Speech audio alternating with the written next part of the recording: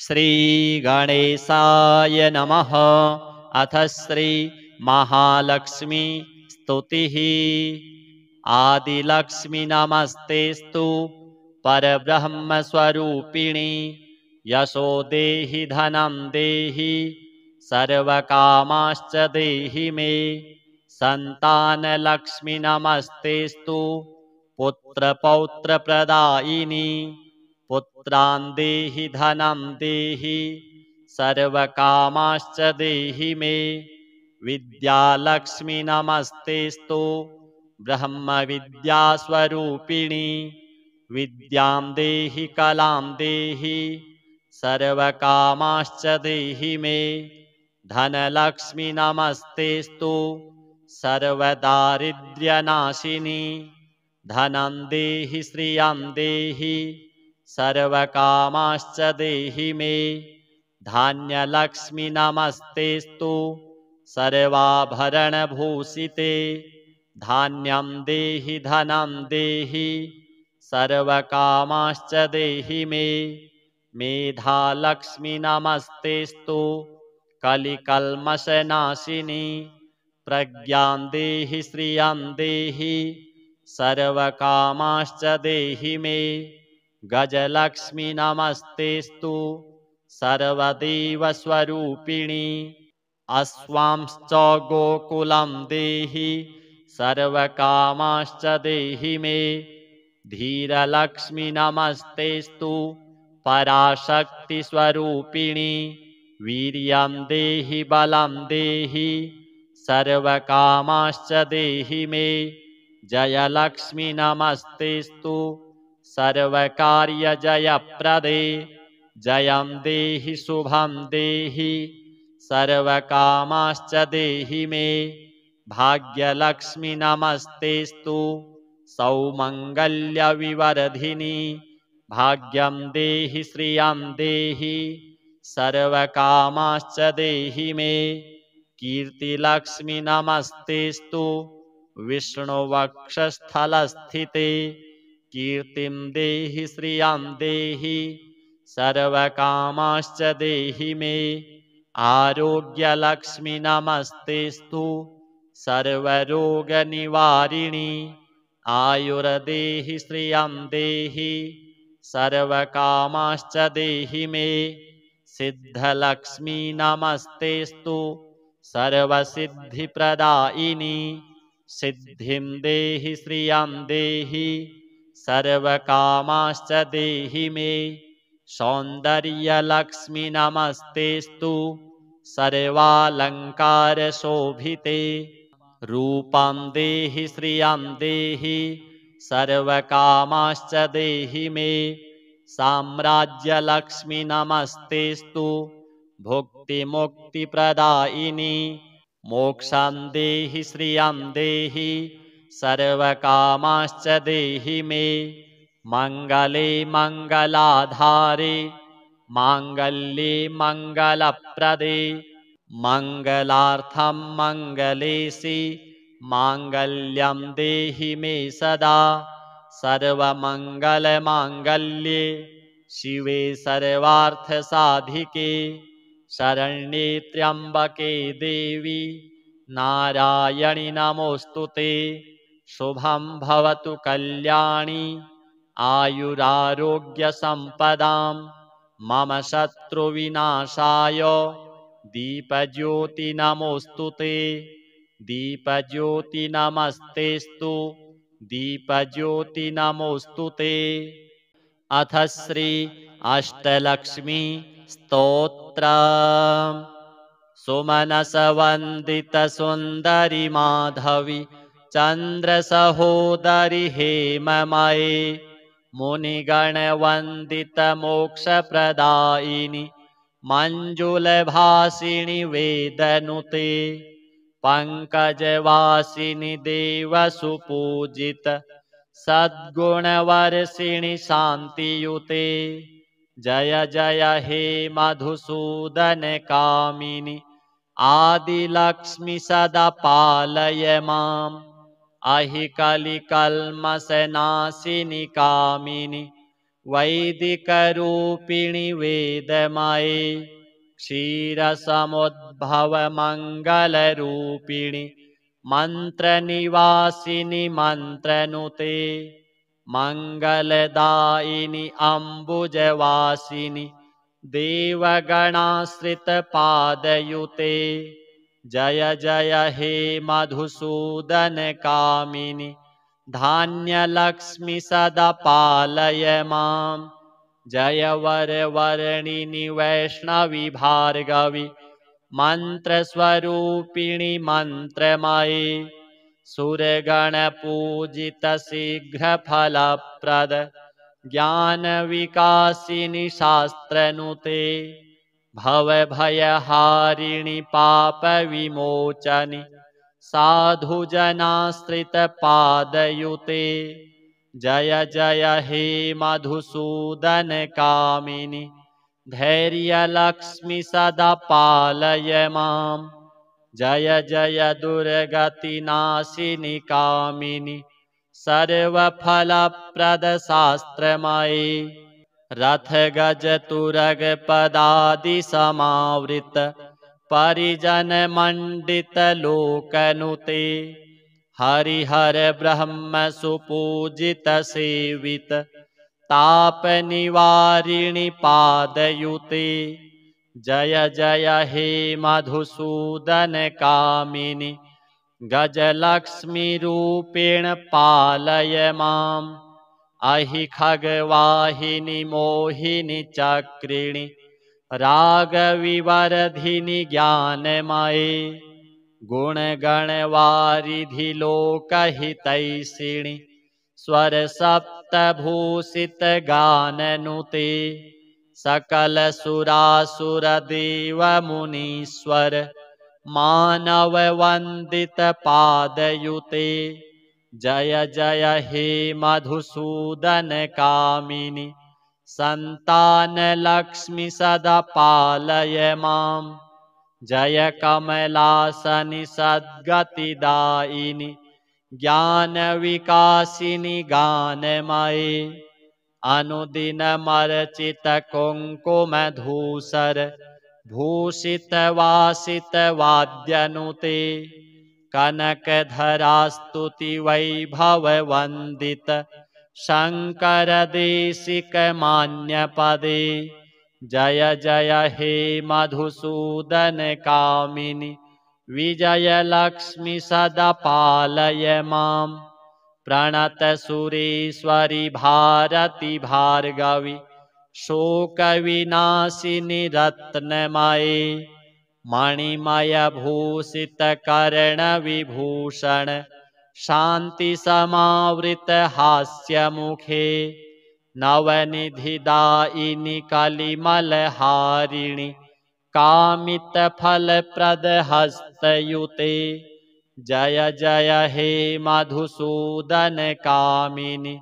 विद्यालक्ष्मि सदा पालय माम् धिमि धिमि धिन् धिमि धिन् धिमि धिन् धिमि दुन्दुभिनादसुपूर्णमये घुं घुम घुं घुम घुं घुम घुं घुम शङ्खनिनादसुवाद्यनुते वेदपुराणेतिहाससुपूजित वैदिकमार्गप्रदर्शयुते जय जय हे मधुसूदनकामिनि धनलक्ष्मीरूपेण पालय माम् अथ श्री कनकधारा स्तोत्रम् अङ्गं हरेः पुलकभूषणमाश्रयन्ति भृङ्गाङ्गनेव मुकुलाभरणं तमालम् अङ्गीकृताखिलविभूतिरपाङ्गलीला माङ्गल्यदास्तु मम मङ्गलदेवतायाः मुग्धा मुहुरविदधति वदने मुरारेः प्रेमत्रपा प्रणिहितानि गतागतानि मालादृशोर्मधुकरीव महोत्पलेया सा मे श्रियं दिशतु सागरसम्भवायाः विश्वामरेन्द्रपदवीभ्रमदानदक्ष मानन्दहेतुरधिकं मुरविद्विषोऽपि ईशन्निषीदतु मयि क्षणमीक्षणार्ध मिन्दीवरोदरसहोदरमिन्दिरायाः आमीलिताक्षमधिगम्य मुदा मुकुन्द मानन्दकन्दमनिमेषमनङ्गतन्त्रम् आकीकरस्थितकनीनिकपक्ष्मनेत्रम् भूत्यै भवेन्मम भुजङ्गशयाङ्गनायः बाह्वन्तरे मधुजितः श्रितकौस्तुभीया हारावलीव हरिनीलमयी विभाति कामप्रदा भगवतोऽपि कटाक्षमाला कल्याणमावहतु मे कमलालयायाः कालाम्बुदालिललितो रसिकैतभारेर्धाराधरे स्फुरति या तडिदङ्गनेव मातुः समस्तजगतां महनीयमूर्तिर्भद्राणि मे दिशतु भार्गवनन्दनायाः प्राप्तं पदं प्रथमतः किल यत्प्रभावान् माङ्गल्यभाजि मधुमाथिनि मन्मथेन मय्यापतेत्तदिह मन्थरमीक्षणार्धं मन्दालसं च मकरालयकन्यकायाः दद्याद्दयानुपवनो द्रविणाम्बुधारा मस्मिन्न किञ्चन विहङ्गशिशौ विषण्णे दुष्कर्म घर्ममपनीय चिराय दूरम् नारायणप्रणयिनी नयनाम्बुवाहः इष्टाविशिष्टमतयोऽपि यया दयार्द्र दृष्ट्या त्रिविष्टपपदं सुलभं लभन्ते दृष्टिः प्रहृष्टकमलोदरदीप्तिरिष्टां पुष्टिं कृषिष्ट मम पुष्करविष्टरायाः गीर्देवतीति गरुडध्वजसुन्दरीति शाकम्भरीति शशिशेखरवल्लभीति सृष्टिस्थितिप्रलयकेलिषु संस्थितायै तस्यै नमस्त्रिभुवनैकगुरोस्तरुण्यै श्रुत्यै नमोऽस्तु शुभकर्मफलप्रसूत्यै रत्यै नमोऽस्तु रमणीयगुणार्णवायै शक्त्यै नमोऽस्तु शतपत्रनिकेतनायै पुष्ट्यै नमोऽस्तु पुरुषोत्तमवल्लभायै नमोऽस्तु नालीकनिभाननायै नमोऽस्तु दुग्धोदधिजन्मभूत्यै नमोऽस्तु सोमामृतसोदरायै नमोऽस्तु नारायणवल्लभायै सम्पत्कराणि सकलेन्द्रियनन्दनानि साम्राज्यदानविभवानि सरोरुहाक्षि त्वद्वन्दनानि दुरिताहरणोद्यतानि मामेव मातरनिशं कलयन्तु मान्ये यत्कटाक्षसमुपासनाविधिः सेवकस्य सकलार्थसम्पदः सन्तनोति वचनाङ्गमानसैस्त्वां मुरारिहृदयेश्वरीं भजे सरसिजनिलये सरोजहस्ते धवलतमांसुकगन्धमाल्यशोभे भगवति हरिवल्लभे मनोज्ञे त्रिभुवनभूतिकरि प्रसीद मह्यम् दिग्धस्तिभिः कनककुम्भमुखावसृष्ट स्वरवाहिनी विमलचारुजलप्लुताङ्गीं प्रातर्नमामि जगतां जननीमशेष लोकाधिनाथ गृहिणीममृताब्धिपुत्रीं कमले कमलाक्षवल्लभे त्वं करुणापूरतरङ्गितैरपाङ्गैः अवलोकय माम किञ्चनानां प्रथमं पात्रं कृत्रिमं दयायाः स्तुवन्ति ये स्तुतिभिरमोभिरन्वहं त्रयीमयीं त्रिभुवनमातरं रमां गुणाधिका गुरुतरभाग्यभागिनो भवन्ति ते भुवि बुधभाविताशयाः। अथ श्रीसूक्तम्। ॐ हिरण्यवर्णां हरिणीं सुवर्णरजतस्रजां चन्द्रां हिरण्मयीं लक्ष्मीं जातवेदो म आवह। तां म आवह जातवेदो लक्ष्मीमनपगामिनीं यस्यां हिरण्यं विन्देयं गामश्वं पुरुषानहम्। अश्वपूर्वां रथमध्यां हस्तिनादप्रमोदिनीं श्रियं देवीमुपभये श्रीर्मा देवी जुषतां। कांसोऽस्मितां हिरण्यप्राकारा मार्द्रां ज्वलन्तीं तृप्तां तर्पयन्तीं पद्मे स्थितां पद्मवर्णां तामिहोपभये श्रियं। चन्द्रां प्रभासां यशसा ज्वलन्तीं श्रियं लोके देवजुष्टामुदारां तां पद्मिनीमीं शरणं प्रपद्ये। अलक्ष्मीर्मे नश्यतां त्वां ऋणे आदित्यवर्णे तपसोऽधिजातो वनस्पतिस्तौ वृक्षोऽथ बिल्वः। तस्य फलानि तपसा नुदन्तु या अन्तरायाश्च बाह्या अलक्ष्मीः। उपैतु मां देवसखः कीर्तिश्च मणिनाशः प्रादुर्भूतोऽस्मि राष्ट्रेऽस्मिन् कीर्तिमृद्धिं ददातु मे। क्षुत्पिपासामलां ज्येष्ठामलक्ष्मीं नाशयाम्यहम् अभूतिं समृद्धिं च सर्वां निर्णुद मे गृहात्। गन्धद्वारां दुराधर्षां नित्यपुष्टां करीषिणीं ईश्वरीं सर्वभूतानां तामिहोपभये श्रियम्। मनसः काममाकुतिं वाचः सत्यमसीमहि पशूनां रूपमन्नस्य मयि श्रीः श्रयतां यशः। कर्दमेन प्रजाभूता मयि सम्भव कर्दम श्रियं वासय मे कुले मातरं पद्ममालिनीम्।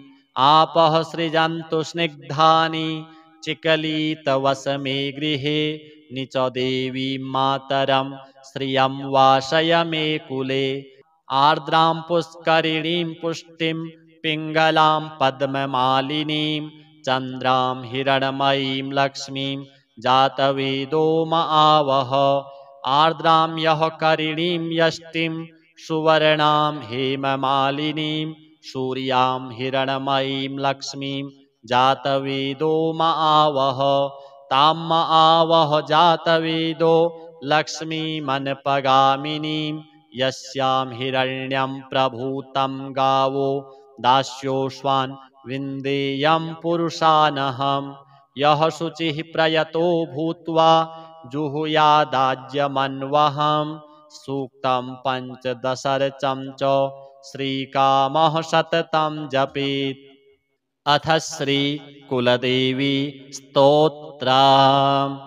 ॐ नमस्ते श्रीकुलदेवी कुलाराध्या कुलेश्वरी कुलसंरक्षणी माता कौलिकज्ञानप्रकाशिनी। वन्दे श्रीकुलपूज्या कुलाम्बा कुलरक्षिणी वेदमाता जगन्माता लोकमाता हितैषिणी। आदिशक्तिसमुद्भूता त्वया हि सम्पूर्णजगत् विश्ववन्द्यां महाघोरां त्राहि मां शरणागतम्। त्रैलोक्यहृदयं शोभे देवी त्वं परमेश्वरी भक्तानुग्रहकारिणी त्वं कुलदेवी नमोऽस्तु ते। महादेवप्रियं करी बालानां हितकारिणी कुलवृद्धिकरी माता त्राहि मां शरणागतम्। चिदग्निमण्डलसम्भूतां राज्यवैभवकारिणी प्रकटितां सुरेशानि वन्दे त्वां राजगौरवम्। त्वदीये कुले जातः त्वामेव शरणं गतः त्वत्वत्सलोऽहम् आद्ये त्वं रक्ष रक्षाधुना। पुत्रं देहि धनं देहि साम्राज्यं प्रदेहि मे सर्वदास्माकं कुले भूयात् मङ्गलानुशासनम्। कुलाष्टकमिदं पुण्यं नित्यं यः सुकृती पठेत् तस्य वृद्धिकुले जातः प्रसन्ना परमेश्वरी। कुलदेवी स्तोत्रमिदं सुपुण्यं ललितं तथा अर्पयामि भवद्भक्त्या त्राहि मां शिवगेहिनी। श्रीमहालक्ष्मी कुलदेव्यार्पणमस्तु। अथ श्री महालक्ष्मी स्तुतिः। आदिलक्ष्मी नमस्तेस्तु परब्रह्मस्वरूपिणी। यशो देहि धनं देहि सर्वकामाश्च देहि मे। सन्तानलक्ष्मी नमस्तेस्तु पुत्रपौत्रप्रदायिनी। पुत्रान् देहि धनं देहि सर्वकामाश्च देहि मे। विद्यालक्ष्मी नमस्तेस्तु ब्रह्मविद्यास्वरूपिणी। विद्यां देहि कलां देहि सर्वकामाश्च देहि मे। धनलक्ष्मी नमस्तेस्तु सर्वदारिद्र्यनाशिनी। धनं देहि श्रियं देहि सर्वकामाश्च देहि मे। धान्यलक्ष्मी नमस्तेस्तु सर्वाभरणभूषिते। धान्यं देहि धनं देहि सर्वकामाश्च देहि मे। मेधालक्ष्मी नमस्तेस्तु कलिकल्मषनाशिनी।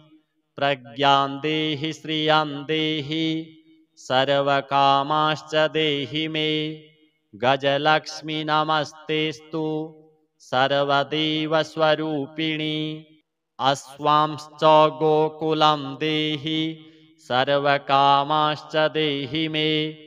धीरलक्ष्मी नमस्तेस्तु पराशक्तिस्वरूपिणी। वीर्यं देहि बलं देहि सर्वकामाश्च देहि मे। जयलक्ष्मी नमस्तेस्तु सर्वकार्यजयप्रदे। जयं देहि शुभं देहि सर्वकामाश्च देहि मे।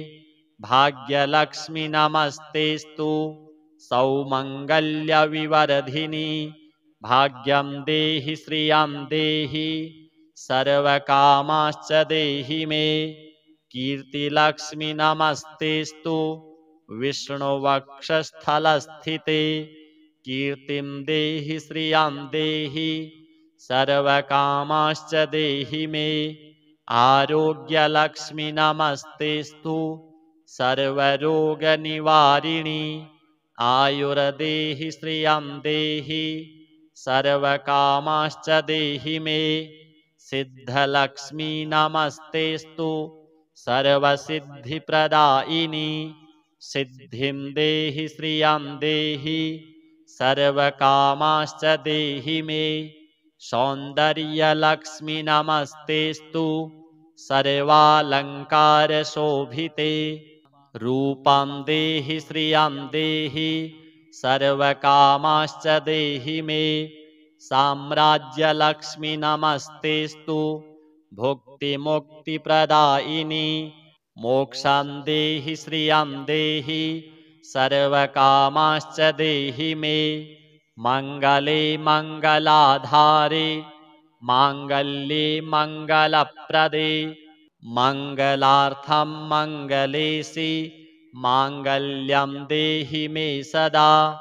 सर्वमङ्गलमाङ्गल्ये शिवे सर्वार्थसाधिके। शरण्ये त्र्यम्बके देवी नारायणि नमोऽस्तुते। शुभं भवतु कल्याणी आयुरारोग्यसम्पदां। मम शत्रुविनाशाय दीपज्योति नमोऽस्तुते। दीपज्योति नमस्तेस्तु दीपज्योति नमोऽस्तुते। अथ श्री अष्टलक्ष्मी स्तोत्रम्।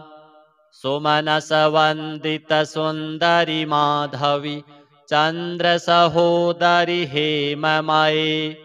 मुनिगणवन्दितमोक्षप्रदायिनि मञ्जुलभासिनि वेदनुते पङ्कजवासिनि देवसुपूजित सद्गुणवर्षिणि शान्तियुते जय जय हे मधुसूदन कामिनि आदिलक्ष्मि सदा पालय माम् अहि कलिकल्मषनाशिनि कामिनि वैदिकरूपिणि वेदमये क्षीरसमुद्भवमङ्गलरूपिणि मन्त्रनिवासिनि मन्त्रनुते मङ्गलदायिनि अम्बुजवासिनि देवगणाश्रितपादयुते जय जय हे मधुसूदन कामिनि धान्यलक्ष्मि सदा पालय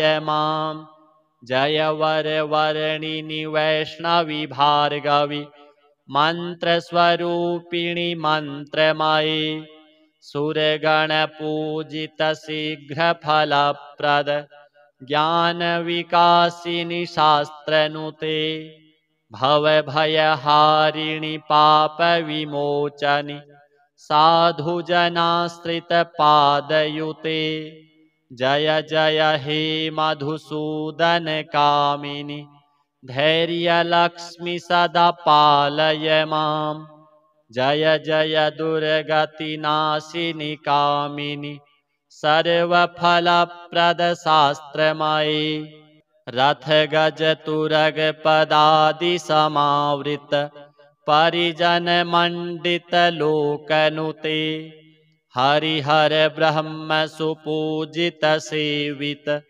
ताप निवारिणि पादयुते जय जय हे मधुसूदन कामिनि गजलक्ष्मी रूपेण पालय माम् अहि खगवाहिनि मोहिनि चक्रिणि रागविवर्धिनि ज्ञानमये गुणगणवारिधि लोकहितैषिणि स्वरसप्तभूषित गाननुते सकलसुरासुरदेवमुनीश्वर मानववन्दित पादयुते जय जय हे मधुसूदन कामिनि सन्तानलक्ष्मि सदा पालय माम् जय कमलासनि सद्गतिदायिनि ज्ञानविकासिनि गानमये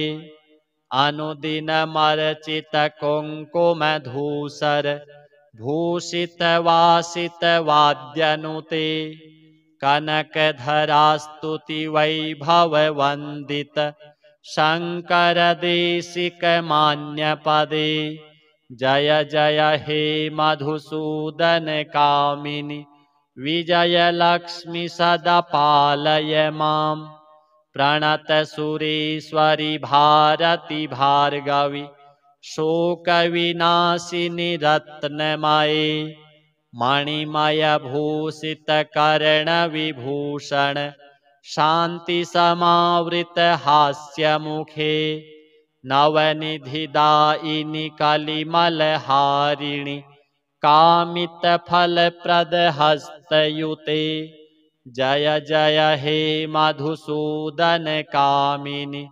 विद्यालक्ष्मि सदा पालय माम् धिमि धिमि धिन् धिमि धिन् धिमि धिन् धिमि दुन्दुभिनाद सुपूर्णमये घुम घुम घुं घुम घुं घुम घुं घुम शङ्खनिनाद सुवाद्यनुते वेदपुराणेतिहास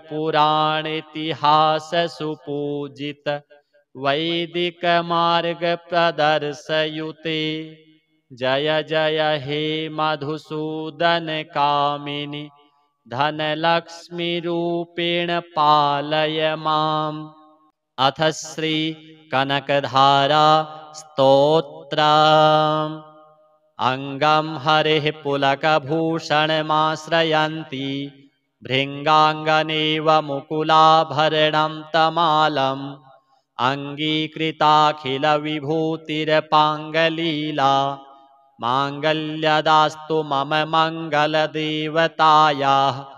मुग्धा मुहुरविदधति वदने मुरारेः प्रेमत्रपा प्रणिहितानि गतागतानि मालादृशोर्मधुकरीव महोत्पलेया सा मे श्रियं दिशतु सागरसम्भवायाः विश्वामरेन्द्रपदवीभ्रमदानदक्ष मानन्दहेतुरधिकं मुरविद्विषोऽपि ईशन्निषीदतु मयि क्षणमीक्षणार्ध मिन्दीवरोदरसहोदरमिन्दिरायाः आमीलिताक्षमधिगम्य मुदा मुकुन्द मानन्दकन्दमनिमेषमनङ्गतन्त्रम् आकीकरस्थितकनीनिकपक्ष्मनेत्रम् भूत्यै भवेन्मम भुजङ्गशयाङ्गनायाः बाह्वन्तरे मधुजितः श्रितकौस्तुभेया हारावलीव हरिनीलमयी विभाति कामप्रदा भगवतोऽपि कटाक्षमाला कल्याणमावहतु मे कमलालयायाः कालाम्बुदालिललितो रसिकैतभारेर्धाराधरे स्फुरति या तडिदङ्गनेव मातुः समस्तजगतां महनीयमूर्तिर्भद्राणि मे दिशतु भार्गवनन्दनायाः प्राप्तं पदं प्रथमतः किल यत्प्रभावान् माङ्गल्यभाजि मधुमाथिनि मन्मथेन मय्यापतेत्तदिह मन्थरमीक्षणार्धं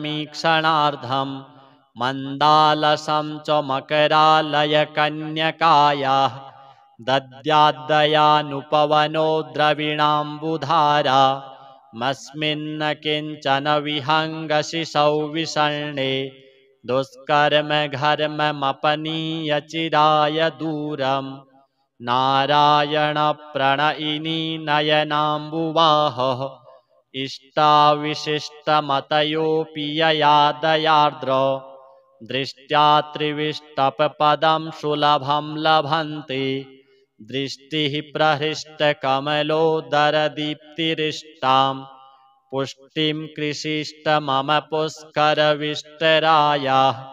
गीर्देवतीति गरुडध्वजसुन्दरीति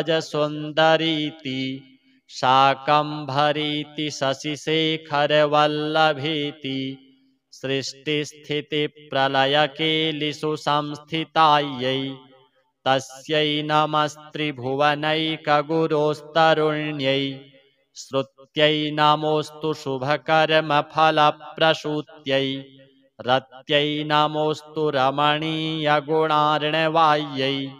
शक्त्यै नमोऽस्तु शतपत्रनिकेतनायै पुष्ट्यै नमोऽस्तु पुरुषोत्तमवल्लभायै नमोऽस्तु नालीकनिभाननायै नमोऽस्तु दुग्धोदधिजन्मभूत्यै नमोऽस्तु सोमामृतसोदरायै नमोऽस्तु नारायणवल्लभायै सम्पत्कराणि सकलेन्द्रियनन्दनानि साम्राज्यदानविभवानि सरोरुहाक्षि त्वद्वन्दनानि दुरिताहरणोद्यतानि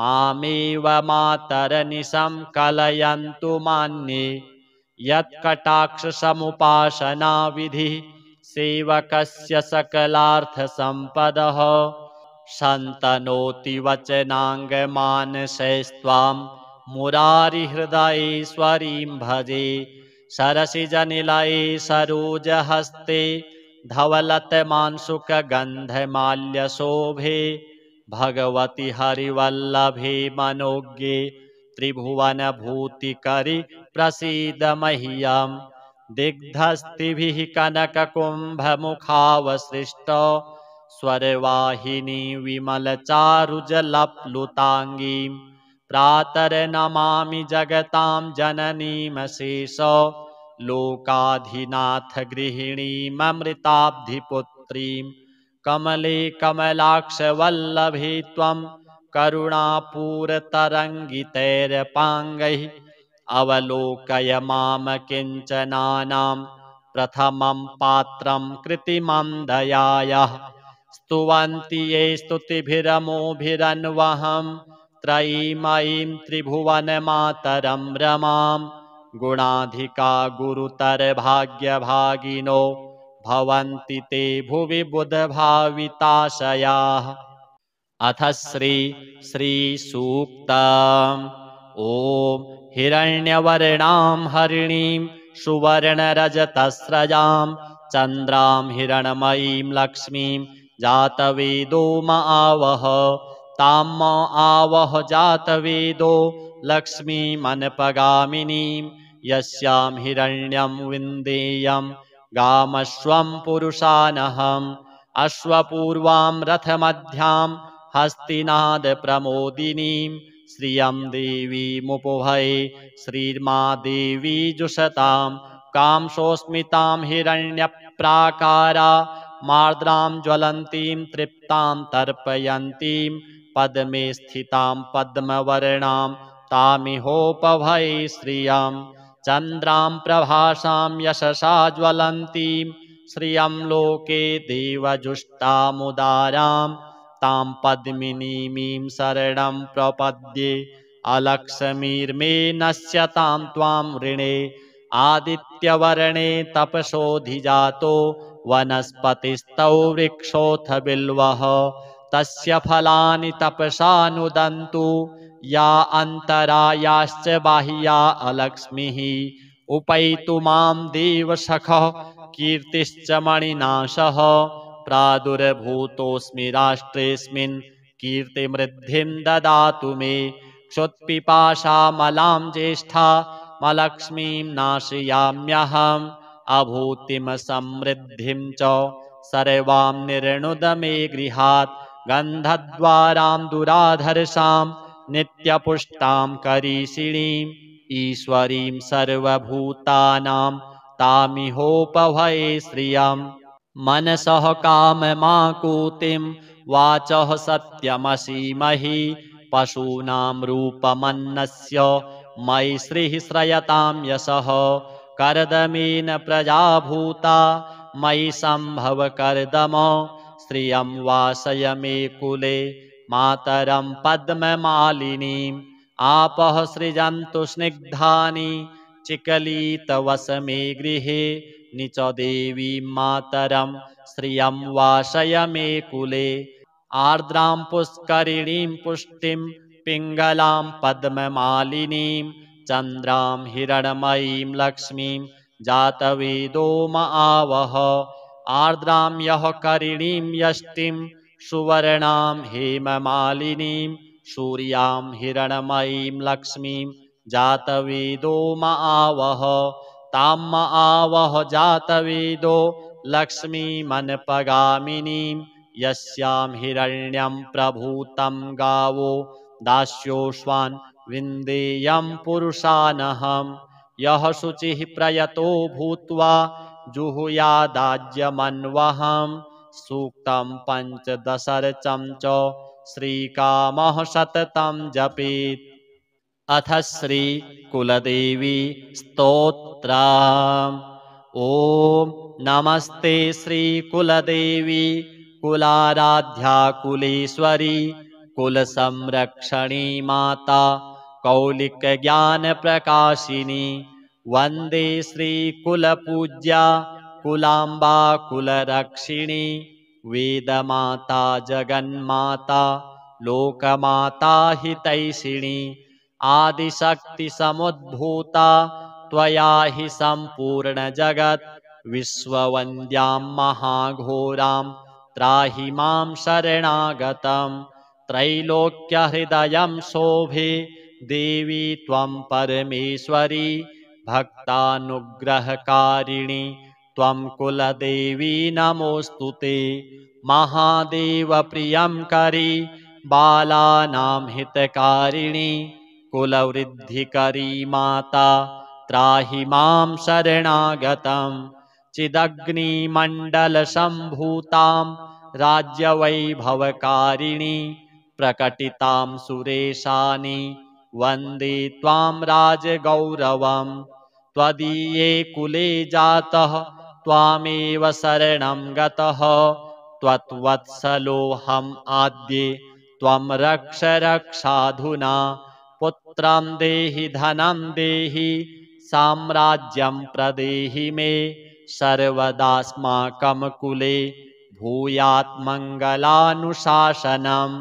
कुलाष्टकमिदं पुण्यं नित्यं यः सुकृती पठेत् तस्य वृद्धिकुले जातः प्रसन्ना परमेश्वरी कुलदेवी स्तोत्रमिदं सुपुण्यं ललितं तथा अर्पयामि भवद्भक्त्या त्राहि मां शिवगेहिनी श्रीमहालक्ष्मी कुलदेव्यार्पणमस्तु।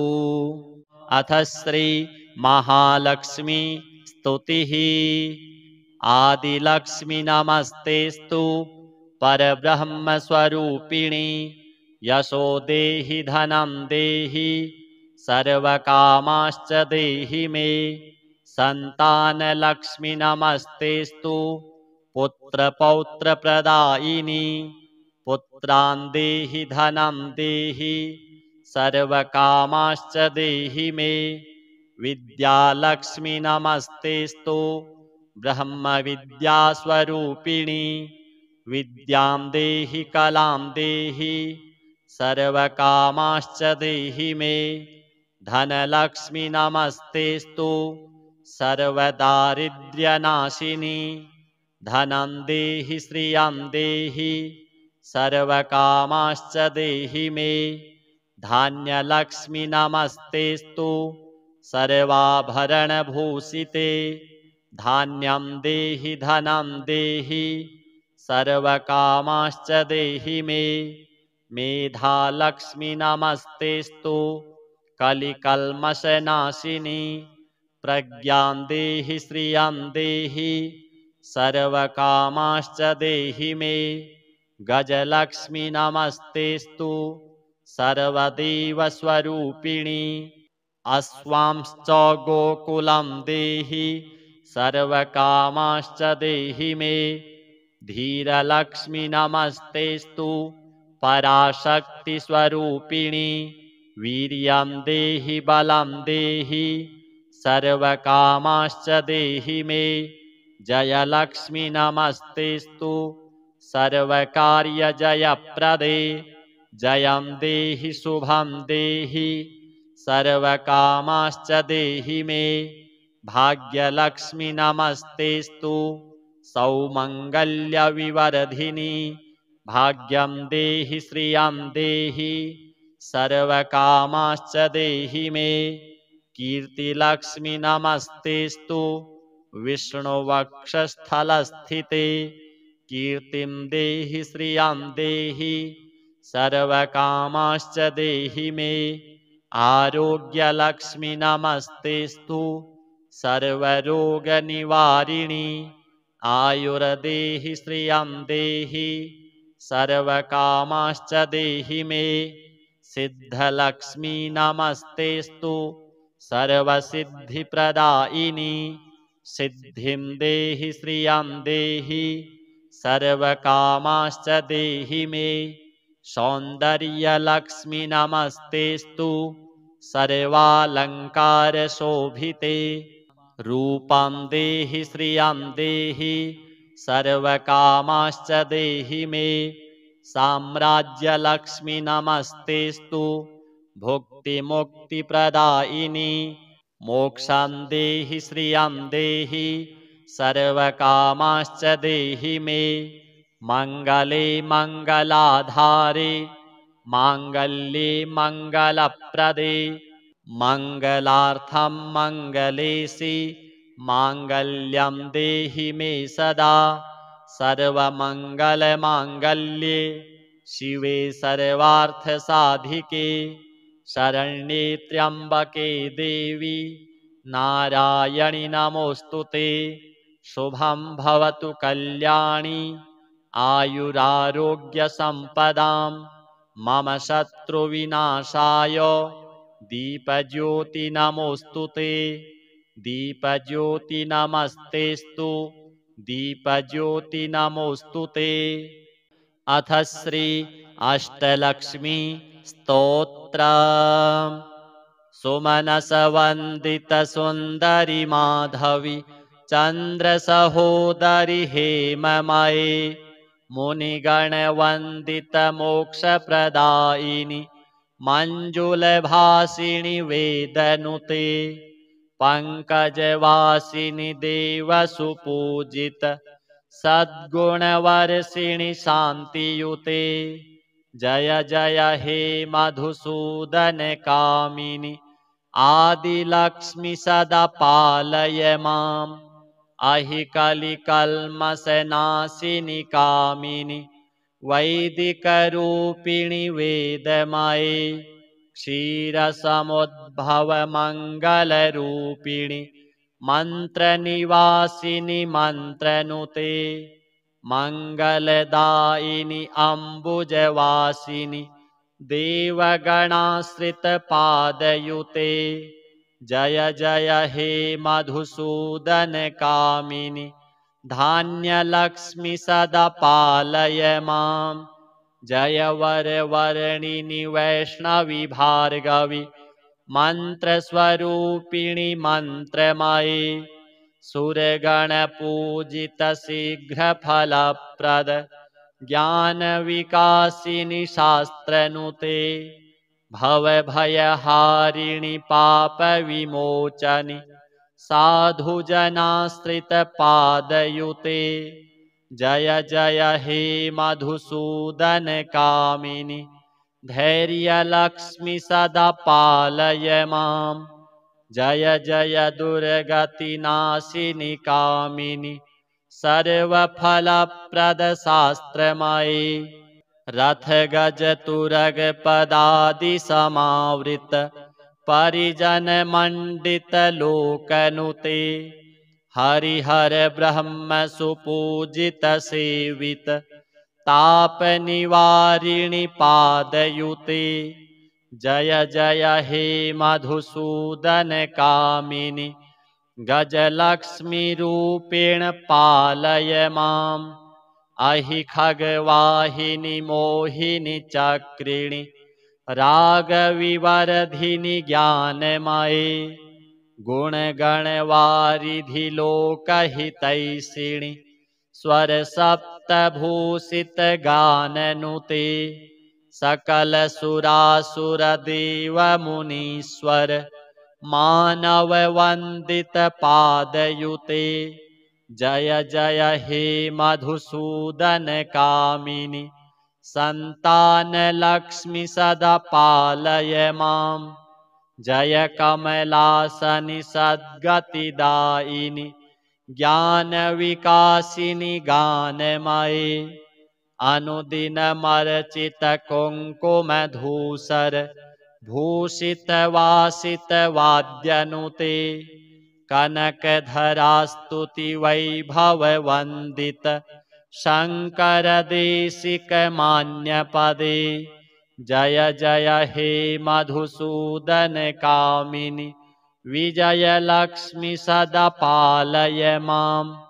प्रणतसुरेश्वरि भारति भार्गवि शोकविनाशिनि रत्नमये मणिमयभूषित कर्णविभूषण शान्तिसमावृत हास्यमुखे नवनिधिदायिनि कलिमलहारिणि कामितफलप्रद हस्तयुते। जय जय हे मधुसूदन कामिनि विद्यालक्ष्मि सदा पालय माम्। धिमि धिमि धिन् धिमि धिन् धिमि धिन् धिमि दुन्दुभिनाद सुपूर्णमये घुम घुम घुं घुम घुं घुम घुं घुम शङ्खनिनाद सुवाद्यनुते वेदपुराणेतिहास सुपूजित वैदिकमार्ग प्रदर्शयुते जय जय हे मधुसूदन कामिनि धनलक्ष्मीरूपेण पालय माम्। अथ श्री कनकधारा स्तोत्रम्। अङ्गं हरिः पुलकभूषणमाश्रयन्ती भृङ्गाङ्गनेव मुकुलाभरणं तमालम् अङ्गीकृताखिलविभूतिरपाङ्गलीला माङ्गल्यदास्तु मम मङ्गलदेवतायाः।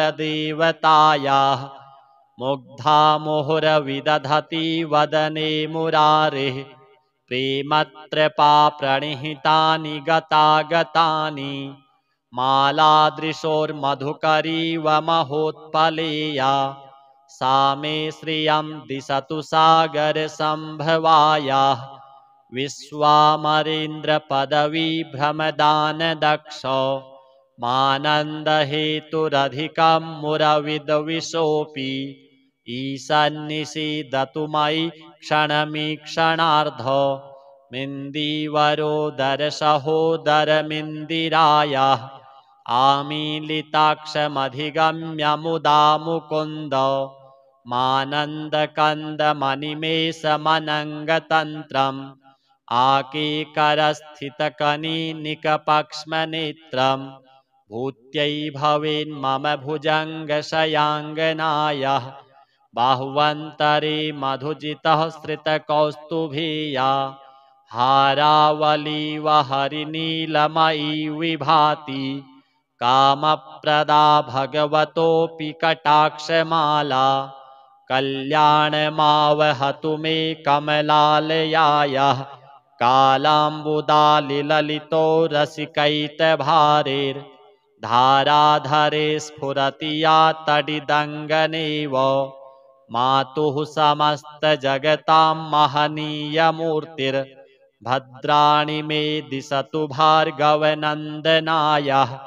प्राप्तं पदं प्रथमतः किल यत्प्रभावान् माङ्गल्यभाजि मधुमाथिनि मन्मथेन मय्यापतेत्तदिह मन्थरमीक्षणार्धं मन्दालसं च मकरालयकन्यकायाः दद्याद्दयानुपवनो द्रविणाम्बुधारा मस्मिन्न किञ्चन विहङ्गशिशौ विषण्णे दुष्कर्मघर्ममपनीय चिराय दूरम् नारायणप्रणयिनी नयनाम्बुवाहः इष्टाविशिष्टमतयोऽपि यया दयार्द्र दृष्ट्या त्रिविष्टपपदं सुलभं लभन्ते दृष्टिः प्रहृष्टकमलोदरदीप्तिरिष्टां पुष्टिं कृषिष्ट मम पुष्करविष्टरायाः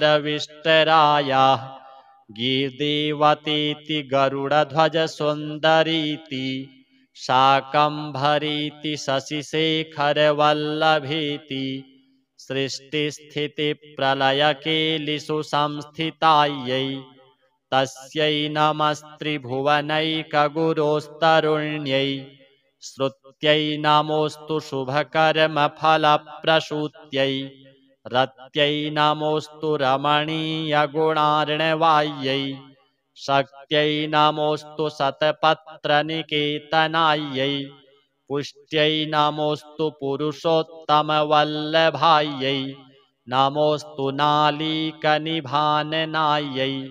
नमोऽस्तु दुग्धोदधिजन्मभूत्यै नमोऽस्तु सोमामृतसोदरायै नमोऽस्तु नारायणवल्लभायै सम्पत्कराणि सकलेन्द्रियनन्दनानि साम्राज्यदानविभवानि सरोरुहाक्षि त्वद्वन्दनानि दुरिताहरणोद्यतानि मामेव मातरनिशं कलयन्तु मान्ये यत्कटाक्षसमुपासनाविधिः सेवकस्य सकलार्थसम्पदः शन्तनोति वचनाङ्गमानसैस्त्वां मुरारिहृदयेश्वरीं भजे सरसिजनिलये सरोजहस्ते धवलतमांशुकगन्धमाल्यशोभे भगवति हरिवल्लभे मनोज्ञे त्रिभुवनभूतिकरि प्रसीद मह्यम् दिग्धस्तिभिः कनककुम्भमुखावसृष्ट स्वरवाहिनी विमलचारुजलप्लुताङ्गीं प्रातर्नमामि जगतां जननीमशेष लोकाधिनाथ गृहिणीममृताब्धिपुत्रीं कमले कमलाक्षवल्लभे त्वं करुणापूरतरङ्गितैरपाङ्गैः अवलोकय माम किञ्चनानां प्रथमं पात्रं कृतिमं दयायाः स्तुवन्ति ये स्तुतिभिरमोभिरन्वहं त्रयीमयीं त्रिभुवनमातरं रमां गुणाधिका गुरुतरभाग्यभागिनो भवन्ति ते भुवि बुधभाविताशयाः। अथ श्रीसूक्तम्। ॐ हिरण्यवर्णां हरिणीं सुवर्णरजतस्रजां चन्द्रां हिरणमयीं लक्ष्मीं जातवेदो म आवह तां म आवह जातवेदो लक्ष्मीमनपगामिनीं यस्यां हिरण्यं विन्देयं गामश्वं पुरुषानहम् अश्वपूर्वां रथमध्यां हस्तिनादप्रमोदिनीं श्रियं देवीमुपभये श्रीर्मा देवी जुषतां कांसोऽस्मितां हिरण्यप्राकारा मार्द्रां ज्वलन्तीं तृप्तां तर्पयन्तीं पद्मे स्थितां पद्मवर्णां तामिहोपभये श्रियं चन्द्रां प्रभासां यशसा ज्वलन्तीं श्रियं लोके देवजुष्टामुदारां तां पद्मिनीमीं शरणं प्रपद्ये अलक्ष्मीर्मे नश्यतां त्वां ऋणे आदित्यवर्णे तपसोऽधिजातो वनस्पतिस्तौ वृक्षोऽथ बिल्वः तस्य फलानि तपसानुदन्तु या अन्तरायाश्च बाह्या अलक्ष्मीः उपैतु मां देवसखः कीर्तिश्च मणिनाशः प्रादुर्भूतोऽस्मि राष्ट्रेऽस्मिन् कीर्तिमृद्धिं ददातु मे क्षुत्पिपासामलां ज्येष्ठामलक्ष्मीं नाशयाम्यहम् अभूतिं समृद्धिं च सर्वां निर्णुद मे गृहात् गन्धद्वारां दुराधर्षां नित्यपुष्टां करीषिणीम् ईश्वरीं सर्वभूतानां तामिहोपभये श्रियम् मनसः काममाकुतिं वाचः सत्यमसीमहि पशूनां रूपमन्नस्य मयि श्रीः श्रयतां यशः कर्दमेन प्रजाभूता मयि सम्भव कर्दम श्रियं वासय मे कुले मातरं पद्ममालिनीम् आपः सृजन्तु स्निग्धानि चिकलितवस मे गृहे निच देवीं मातरं श्रियं वासय मे कुले आर्द्रां पुष्करिणीं पुष्टिं पिङ्गलां पद्ममालिनीं चन्द्रां हिरणमयीं लक्ष्मीं जातवेदो म आवह आर्द्रां यः करिणीं यष्टिं सुवर्णां हेममालिनीं सूर्यां हिरणमयीं लक्ष्मीं जातवेदो म आवह तां म आवह जातवेदो लक्ष्मीमनपगामिनीं यस्यां हिरण्यं प्रभूतं गावो दास्योऽश्वान् विन्देयं पुरुषानहम् यः शुचिः प्रयतो भूत्वा जुहुयादाज्यमन्वहम् सूक्तं पञ्चदशर्चं च श्रीकामः सततं जपेत्। अथ श्रीकुलदेवी स्तोत्रम्।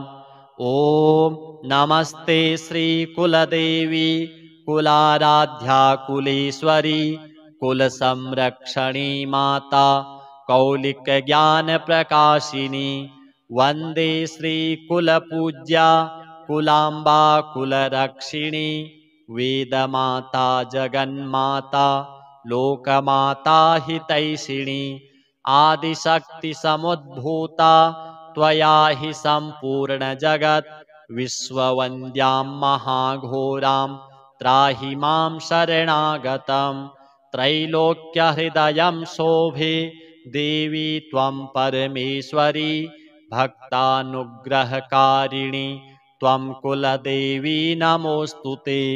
महादेवप्रियंकरी बालानां हितकारिणी कुलवृद्धिकरी माता त्राहि मां शरणागतं। चिदग्निमण्डलसम्भूतां राज्यवैभवकारिणी प्रकटितां सुरेशानि वन्दे त्वां राजगौरवम्। त्वदीये कुले जातः त्वामेव शरणं गतः त्वत्वत्सलोऽहम् आद्ये त्वं रक्ष रक्षाधुना। पुत्रं देहि धनं देहि साम्राज्यं प्रदेहि मे सर्वदास्माकं कुले भूयात् मङ्गलानुशासनम्। कुलाष्टकमिदं पुण्यं नित्यं यः सुकृती पठेत् तस्य वृद्धिकुले जातः प्रसन्ना परमेश्वरी। कुलदेवी स्तोत्रमिदं सुपुण्यं ललितं तथा अर्पयामि भवद्भक्त्या त्राहि मां शिवगेहिनी। श्रीमहालक्ष्मी कुलदेव्यार्पणमस्तु। अथ श्री महालक्ष्मी स्तुतिः। आदिलक्ष्मी नमस्तेस्तु परब्रह्मस्वरूपिणी यशो देहि धनं देहि सर्वकामाश्च देहि मे। सन्तानलक्ष्मी नमस्तेस्तु पुत्रपौत्रप्रदायिनी पुत्रान् देहि धनं देहि सर्वकामाश्च देहि मे। विद्यालक्ष्मी नमस्तेस्तु ब्रह्मविद्यास्वरूपिणी विद्यां देहि कलां देहि सर्वकामाश्च देहि मे। धनलक्ष्मी नमस्तेस्तु सर्वदारिद्र्यनाशिनी धनं देहि श्रियं देहि सर्वकामाश्च देहि मे। धान्यलक्ष्मी नमस्तेस्तु सर्वाभरणभूषिते धान्यं देहि धनं देहि सर्वकामाश्च देहि मे। मेधालक्ष्मी नमस्तेस्तु कलिकल्मषनाशिनी प्रज्ञां देहि श्रियं देहि सर्वकामाश्च देहि मे। गजलक्ष्मी नमस्तेस्तु सर्वदेवस्वरूपिणी अश्वांश्च गोकुलं देहि सर्वकामाश्च देहि मे। धीरलक्ष्मी नमस्तेस्तु पराशक्तिस्वरूपिणी वीर्यं देहि बलं देहि सर्वकामाश्च देहि मे। जयलक्ष्मी नमस्तेस्तु सर्वकार्यजयप्रदे जयं देहि शुभं देहि सर्वकामाश्च देहि मे। भाग्यलक्ष्मी नमस्तेस्तु सौमङ्गल्यविवर्धिनी भाग्यं देहि श्रियं देहि सर्वकामाश्च देहि मे। कीर्तिलक्ष्मी नमस्तेस्तु विष्णुवक्षस्थलस्थिते कीर्तिं देहि श्रियं देहि सर्वकामाश्च देहि मे। आरोग्यलक्ष्मी नमस्तेस्तु सर्वरोगनिवारिणी आयुर्देहि श्रियं देहि सर्वकामाश्च देहि मे। सिद्धलक्ष्मी नमस्तेस्तु सर्वसिद्धिप्रदायिनी सिद्धिं देहि श्रियं देहि सर्वकामाश्च देहि मे। सौन्दर्यलक्ष्मी नमस्तेस्तु सर्वालङ्कारशोभिते रूपं देहि श्रियं देहि सर्वकामाश्च देहि मे। साम्राज्यलक्ष्मी नमस्तेस्तु भुक्तिमुक्तिप्रदायिनी मोक्षं देहि श्रियं देहि सर्वकामाश्च देहि मे। मङ्गले मङ्गलाधारे माङ्गल्ये मङ्गलप्रदे मङ्गलार्थं मङ्गलेशि माङ्गल्यं देहि मे सदा सर्वमङ्गलमाङ्गल्ये शिवे सर्वार्थसाधिके शरण्ये त्र्यम्बके देवी नारायणि नमोऽस्तुते शुभं भवतु कल्याणी आयुरारोग्यसम्पदां मम शत्रुविनाशाय दीपज्योति नमोऽस्तुते दीपज्योति नमस्तेस्तु दीपज्योति नमोऽस्तुते। अथ श्री अष्टलक्ष्मी स्तोत्रम्। सुमनसवन्दितसुन्दरि माधवी चन्द्रसहोदरि हेममये मुनिगणवन्दितमोक्षप्रदायिनि मञ्जुलभासिनि वेदनुते पङ्कजवासिनि देवसुपूजित सद्गुणवर्षिणि शान्तियुते जय जय हे मधुसूदनकामिनि आदिलक्ष्मि सदा पालय माम् अहिकलिकल्मषनाशिनि कामिनि वैदिकरूपिणि वेदमये क्षीरसमुद्भवमङ्गलरूपिणि मन्त्रनिवासिनि मन्त्रनुते मङ्गलदायिनि अम्बुजवासिनि देवगणाश्रितपादयुते जय जय हे मधुसूदनकामिनि धान्यलक्ष्मि सदा पालय माम् जय वरवर्णिनि वैष्णवि भार्गवि मन्त्रस्वरूपिणि मन्त्रमये सुरगणपूजितशीघ्रफलप्रद ज्ञानविकासिनि शास्त्रनुते भवभयहारिणि पापविमोचनि साधुजनाश्रितपादयुते जय जय हे मधुसूदनकामिनि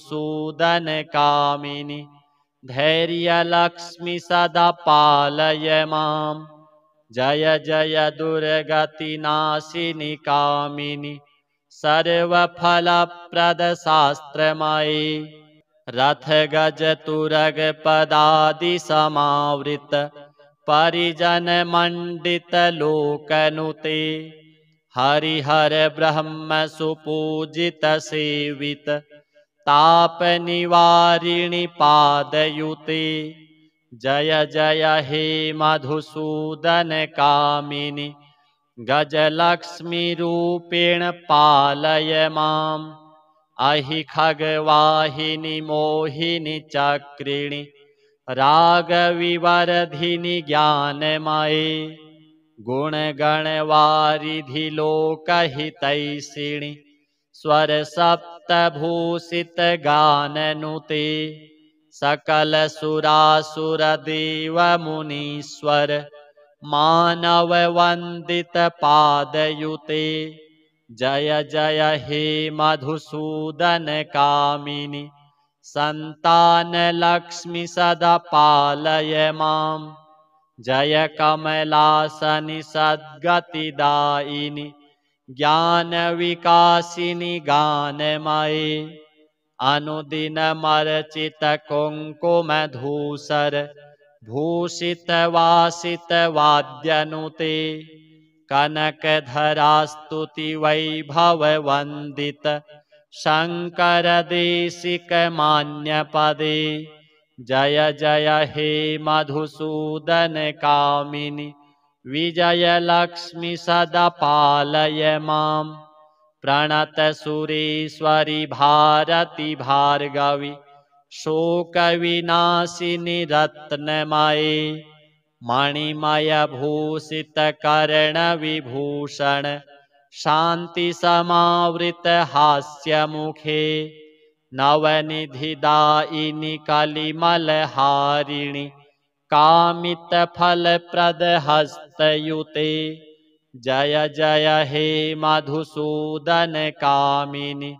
विद्यालक्ष्मि सदा पालय माम् धिमि धिमि धिन् धिमि धिन् धिमि धिन् धिमि दुन्दुभिनादसुपूर्णमये घुम घुम घुं घुम घुं घुम घुं घुम शङ्खनिनादसुवाद्यनुते वेदपुराणेतिहाससुपूजित वैदिकमार्गप्रदर्शयुते जय जय हे मधुसूदनकामिनि धनलक्ष्मीरूपेण पालय माम्। अथ श्री कनकधारा स्तोत्रम्। अङ्गं हरेः पुलकभूषणमाश्रयन्ति भृङ्गाङ्गनेव मुकुलाभरणं तमालम् अङ्गीकृताखिलविभूतिरपाङ्गलीला माङ्गल्यदास्तु मम मङ्गलदेवतायाः मुग्धा मुहुरविदधति वदने मुरारेः प्रेमत्रपा प्रणिहितानि गतागतानि मालादृशोर्मधुकरीव महोत्पलेया सा मे श्रियं दिशतु सागरसम्भवायाः विश्वामरेन्द्रपदवीभ्रमदानदक्ष मानन्दहेतुरधिकं मुरविद्विषोऽपि ईशन्निषीदतु मयि क्षणमीक्षणार्ध मिन्दीवरोदरसहोदरमिन्दिरायाः आमीलिताक्षमधिगम्य मुदा मुकुन्द मानन्दकन्दमनिमेषमनङ्गतन्त्रम् आकीकरस्थितकनीनिकपक्ष्मनेत्रम् भूत्यै भवेन्मम भुजङ्गशयाङ्गनायाः बाह्वन्तरे मधुजितः श्रितकौस्तुभेया हारावलीव हरिनीलमयी विभाति कामप्रदा भगवतोऽपि कटाक्षमाला कल्याणमावहतु मे कमलालयायाः कालाम्बुदालिललितो रसिकैतभारेर्धाराधरे स्फुरति या तडिदङ्गनेव मातुः समस्तजगतां महनीयमूर्तिर्भद्राणि मे दिशतु भार्गवनन्दनायाः प्राप्तं पदं प्रथमतः किल यत्प्रभावान् माङ्गल्यभाजि मधुमाथिनि मन्मथेन मय्यापतेत्तदिह मन्थरमीक्षणार्धं मन्दालसं च मकरालयकन्यकायाः दद्याद्दयानुपवनो द्रविणाम्बुधारा मस्मिन्न किञ्चन विहङ्गशिशौ विषण्णे दुष्कर्म घर्ममपनीय चिराय दूरम् नारायणप्रणयिनी नयनाम्बुवाहः इष्टाविशिष्टमतयोऽपि यया दयार्द्र दृष्ट्या त्रिविष्टपपदं सुलभं लभन्ते दृष्टिः प्रहृष्टकमलोदरदीप्तिरिष्टां पुष्टिं कृषिष्ट मम पुष्करविष्टरायाः गीर्देवतीति गरुडध्वजसुन्दरीति शाकम्भरीति शशिशेखरवल्लभेति सृष्टिस्थितिप्रलयकेलिषु संस्थितायै तस्यै नमस्त्रिभुवनैकगुरोस्तरुण्यै श्रुत्यै नमोऽस्तु शुभकर्मफलप्रसूत्यै रत्यै नमोऽस्तु रमणीयगुणार्णवायै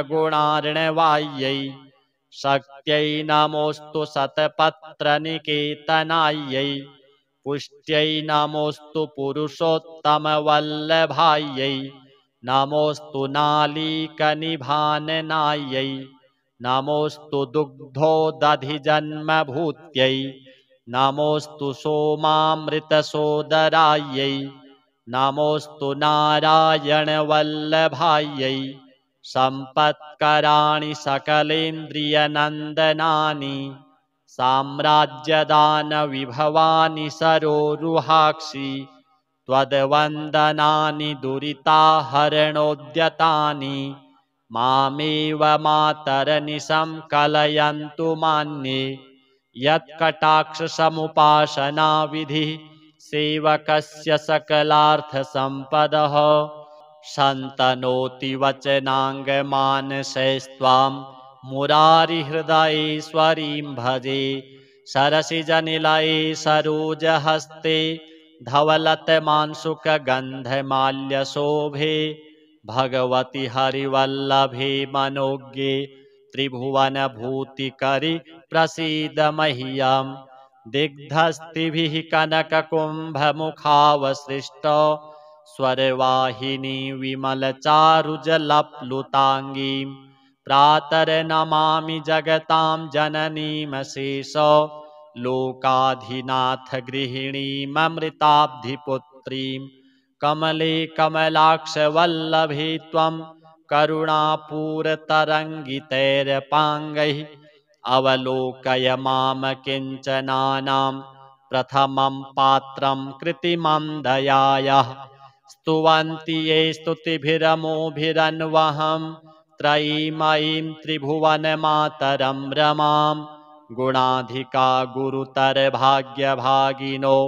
भवन्ति ते भुवि बुधभाविताशयाः अथ श्रीसूक्तम् ॐ हिरण्यवर्णां हरिणीं सुवर्णरजतस्रजां चन्द्रां हिरणमयीं लक्ष्मीं जातवेदो म आवह तां म आवह जातवेदो लक्ष्मीमनपगामिनीं यस्यां हिरण्यं विन्देयं गामश्वं पुरुषानहम् अश्वपूर्वां रथमध्यां हस्तिनादप्रमोदिनीं श्रियं देवीमुपभये श्रीर्मा देवी जुषतां कांसोऽस्मितां हिरण्यप्राकारा मार्द्रां ज्वलन्तीं तृप्तां तर्पयन्तीं पद्मे स्थितां पद्मवर्णां तामिहोपभये श्रियं चन्द्रां प्रभासां यशसा ज्वलन्तीं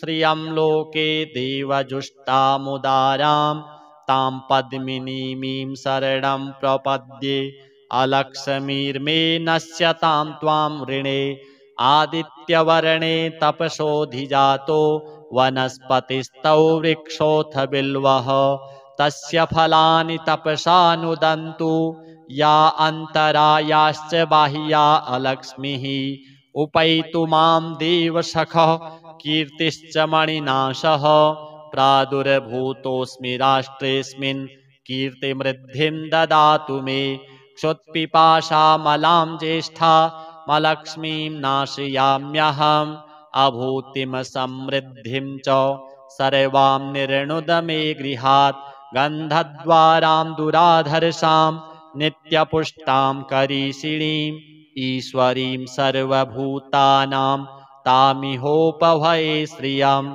मनसः काममाकुतिं वाचः सत्यमसीमहि पशूनां रूपमन्नस्य मयि श्रीः श्रयतां यशः कर्दमेन प्रजाभूता मयि सम्भव कर्दम श्रियं वासय मे कुले मातरं पद्ममालिनीम् आपः सृजन्तु स्निग्धानि चिकलितवस मे गृहे निच देवीं मातरं श्रियं वासय मे कुले आर्द्रां पुष्करिणीं पुष्टिं पिङ्गलां पद्ममालिनीं चन्द्रां हिरणमयीं लक्ष्मीं जातवेदो म आवह आर्द्रां यः करिणीं यष्टिं सुवर्णां हेममालिनीं सूर्यां हिरणमयीं लक्ष्मीं जातवेदो म आवह तां म आवह जातवेदो लक्ष्मीमनपगामिनीं यस्यां हिरण्यं प्रभूतं गावो दास्योऽश्वान् विन्देयं पुरुषानहम् यः शुचिः प्रयतो भूत्वा जुहुयादाज्यमन्वहम् सूक्तं पञ्चदशर्चं च श्रीकामः सततं जपेत् अथ श्रीकुलदेवी स्तोत्रम् ॐ नमस्ते श्रीकुलदेवी कुलाराध्या कुलेश्वरी कुलसंरक्षणी माता कौलिकज्ञानप्रकाशिनी वन्दे श्रीकुलपूज्या कुलाम्बा कुलरक्षिणी वेदमाता जगन्माता लोकमाता हितैषिणी आदिशक्तिसमुद्भूता त्वया हि सम्पूर्णजगत् विश्ववन्द्यां महाघोरां त्राहि मां शरणागतं त्रैलोक्यहृदयं शोभे देवी त्वं परमेश्वरी भक्तानुग्रहकारिणी त्वं कुलदेवी नमोऽस्तु ते महादेवप्रियङ्करी बालानां हितकारिणी कुलवृद्धिकरी माता त्राहि मां शरणागतं चिदग्निमण्डलसम्भूतां राज्यवैभवकारिणी प्रकटितां सुरेशानि वन्दे त्वां राजगौरवं त्वदीये कुले जातः त्वामेव शरणं गतः त्वत्वत्सलोऽहम् आद्ये त्वं रक्ष रक्षाधुना पुत्रं देहि धनं देहि साम्राज्यं प्रदेहि मे सर्वदास्माकं कुले भूयात् मङ्गलानुशासनं कुलाष्टकमिदं पुण्यं नित्यं यः सुकृती पठेत् तस्य वृद्धिकुले जातः प्रसन्ना परमेश्वरी कुलदेवी स्तोत्रमिदं सुपुण्यं ललितं तथा अर्पयामि भवद्भक्त्या त्राहि मां शिवगेहिनी श्रीमहालक्ष्मी कुलदेव्यार्पणमस्तु।